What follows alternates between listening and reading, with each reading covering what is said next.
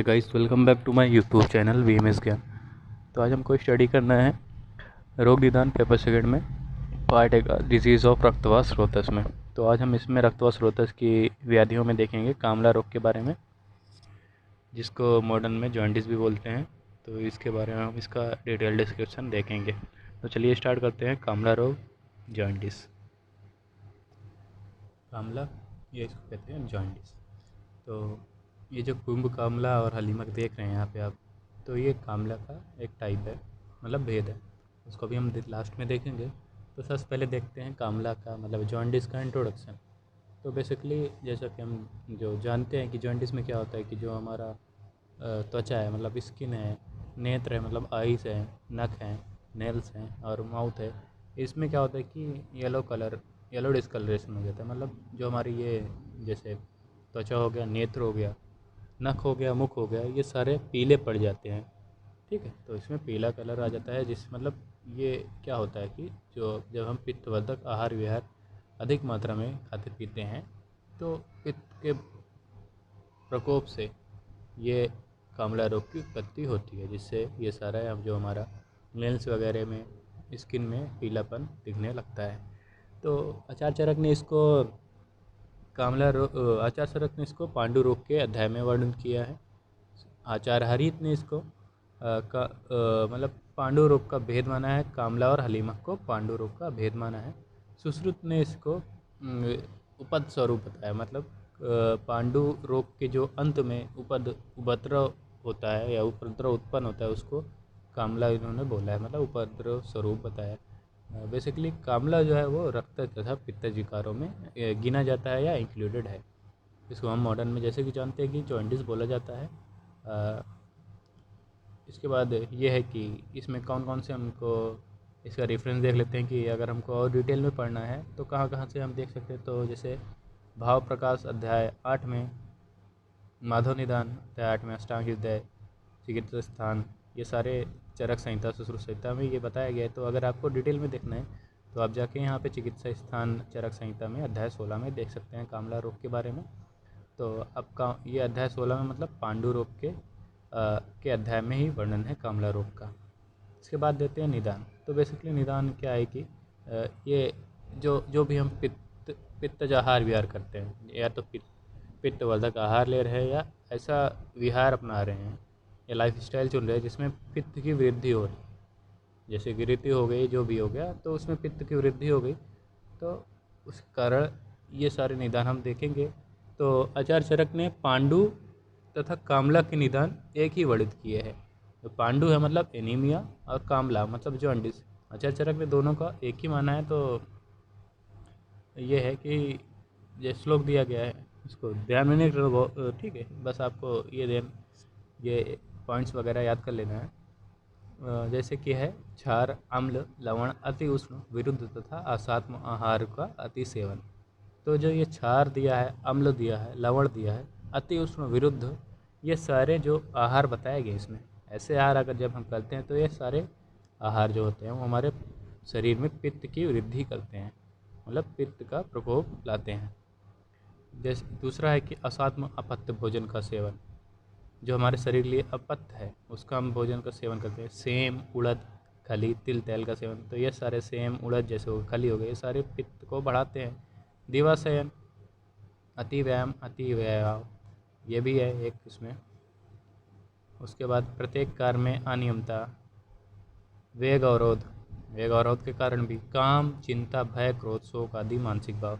तो ये देखो जो बताया है, ये मानसिक भाव, काम, चिंता, डिप्रेशन वगैरह, फियर, गुस्सा वगैरह, शोक वगैरह, ये सारे मानसिक है, जिससे क्या होता है हमारा पित्त दोष जो होता है वो नॉर्मल से एबनॉर्मल में चला जाता है। पांडु रोगी के द्वारा पित्तवर्धक पदार्थों का अति मात्रा में सेवन करने से कामला रोग की उत्पत्ति होती है।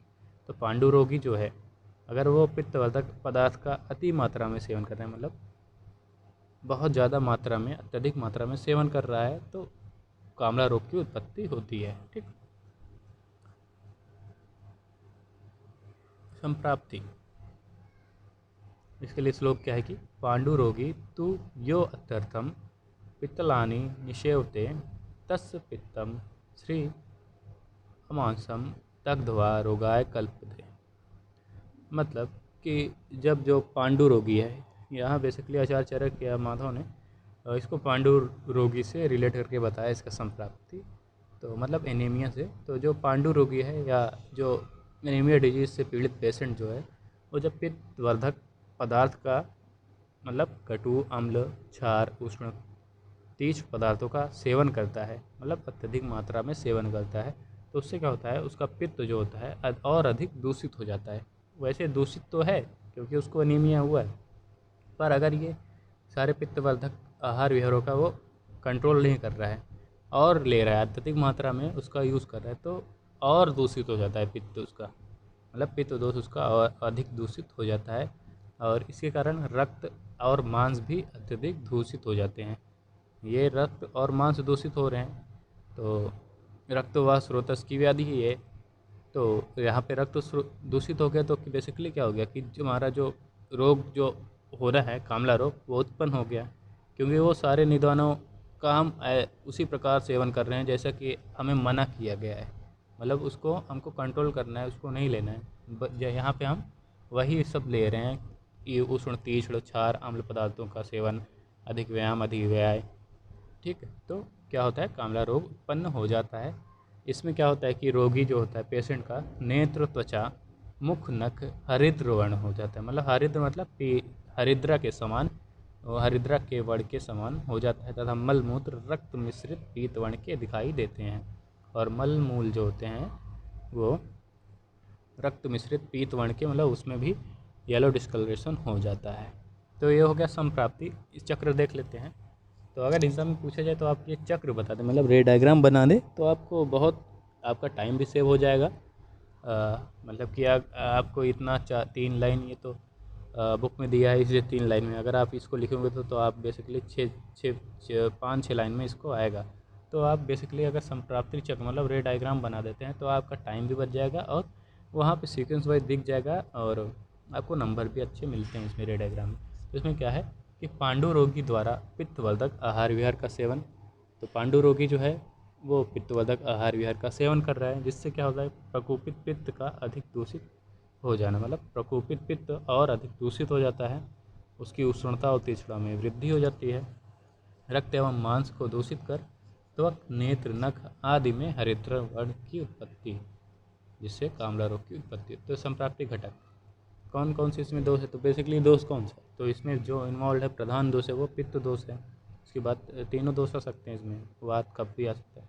दोष क्या मतलब जो दोषों द्वारा दूषित हो रहा है, जो धातुएँ दोषों द्वारा दूषित होते हैं तो उसको दुष्ट बोलते हैं। तो दुष्ट कौन सा इसमें, रक्त है और मांस है। तो इसमें रक्त धातु और मांस धातु दूषित हो रही है। स्रोतस में रक्त व स्रोतस, स्रोतो दृष्टि में क्या होता है, संग हो रहा है, विमार्ग गमन, ठीक है। अधिष्ठान कहाँ कहाँ पे ये अधिष्ठान होते हैं, त्वक मतलब स्किन, आइज, नेल्स, मूत्र, यूरिन और मल में। अग्नि क्या होता है, इसमें मंद हो जाती है। स्वभाव क्या है, चिरकारी, लंबे समय के लिए। साध्य असाध्यता, साध्य है ये। प्रत्यात्म लक्षण क्या है, मतलब कि क्या लक्षण क्या दिखते हैं इसमें जो दिखाई देते हैं, तो क्या है कि हरिद्र नेत्र, साभृंश, हरिद्र त्वग, नखानन। तो यही वही है कि त्वचा हो गई, नेत्र हो गया, नख हो गया, मल हो गया, मूत्र हो गया। पूर्व रूप, कामला के पूर्व रूप का वर्णन संहिताओं में प्राप्त नहीं है, ठीक है। इसके बाद हम समान लक्षण देखते हैं।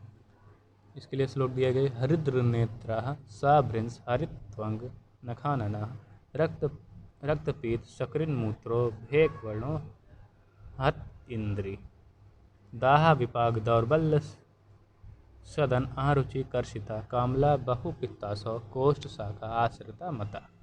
मतलब क्या है, पहला तो एक हमारे जो टिप ऑफ द टंग है कि जॉन्डिस में क्या होता है, हमारा जो नेत्र, त्वक, नख, मुख का हरिद्र वर्ण का होना, मतलब येलोइश कलर का हो जाना, yellowish colour of eyes, skin, nails and eyes, ठीक है, माउथ। मल तथा मूत्र का रक्त मिश्रित पीत वर्ण का होना, मतलब जो हमारा यूरिन है, स्टूल है, उसमें येलोइश और रेडिश कलर का उत्पन्न होना या उससे मिक्स होके आना। भेक वर्ण मतलब रोगी का वर्ण बरसाती मेढक के समान हो जाता है, जैसे बरसाती मेंढक जो होते हैं, बरसात में जो मेंढक दिखते हैं हमें, उसके समान जो हमारा वर्ण होता है, मतलब कलर शरीर का, वो रेनी फ्रॉक्स के जैसे हो जाता है।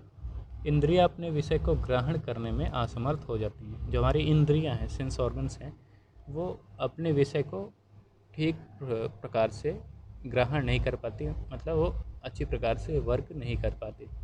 दाह हमें पित्त, यहाँ पित्त बढ़ रहा है तो पित्त के बढ़ने से दाह उत्पन्न होगा, बर्निंग सेंसेशन उत्पन्न होगा, जाहिर सी बात। अविपाक, इंडाइजेशन, दौर्बल, कमजोरी आएगी, वीकनेस आएगी, अरुचि, एनोरेक्सिया, साध, लेसिट्यूड, कर्षित, इमाशिएटेड। तो यहाँ पे हम देख लिए हैं कि इसका इंट्रोडक्शन देख लिया हमने, निदान देख लिया, संप्राप्ति चक्र देख लिया, संप्राप्ति देख लिया, उसके बाद हमने लक्षण देख लिया।